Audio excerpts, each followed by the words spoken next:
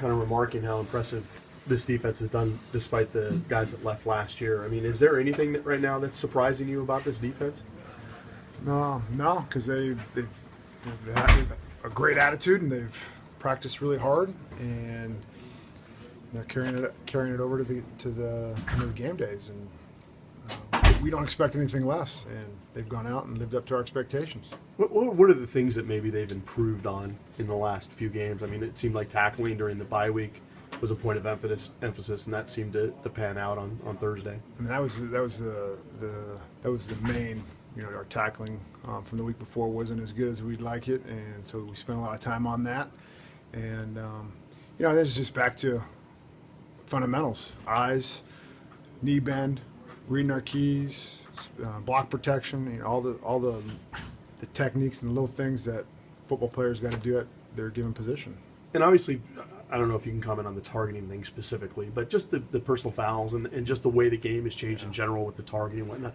What kinds of things can you coach up with these guys to still stay as fast as they can, but yet do those split-second decisions that could cost you 15 yards? Or the first and only thing is the strike zone. The strike zone's got to be lower. If Azim goes lower, I don't think that's a penalty. But because he goes up a little bit high, and they're going to be sensitive around quarterbacks. But if he goes down and he's hitting them in the numbers, bottom of the numbers, I mean, I don't think that's a penalty. So we just continually work on the strike zone and where we are tackling them at. Do you see that rule evolving? It's fairly new, and it seems like there's been some issues with it. Some people think it might be a little too punitive with the suspensions and everything. Yeah, I don't know. I coach football players, and you get them to play. I stay out of that stuff.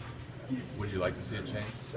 No, I think we need to make the game safer. I think targeting is. I think that's a good rule. We don't want to be leading with our head. We don't want to be hitting guys in the head. I think it just comes back to us as coaches and then the players lowering their strike zone. And if we can do that, I think it's going to be a safer game. As far as the guys who are going to be stepping in for Azim that first half, Coach Pete said, Scott Lawyer, Sean Constantine. Yeah, what do you want to see out of those guys during that half? I want to see them flying around, and I want to see them tackling and doing their job. If they do that, we'll be fine.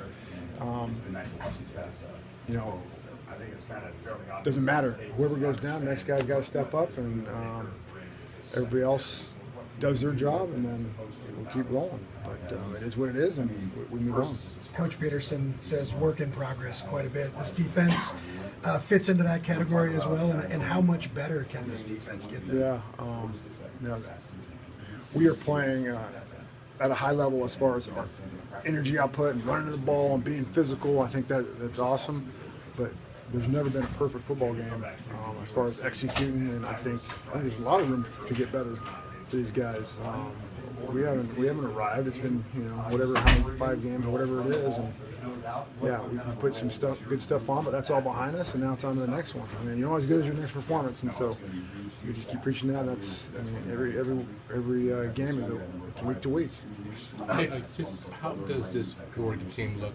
It seems like they're maybe not as dangerous offensively as they were in the past. Who have you been watching? They average over 300 yards rushing. They have over 200 yards passing. They're averaging 40-something points a game. Again, the bar was really high in the past. Is that quarterback situation there? Is that something that is it tricky at all for you as a no? Because you don't play.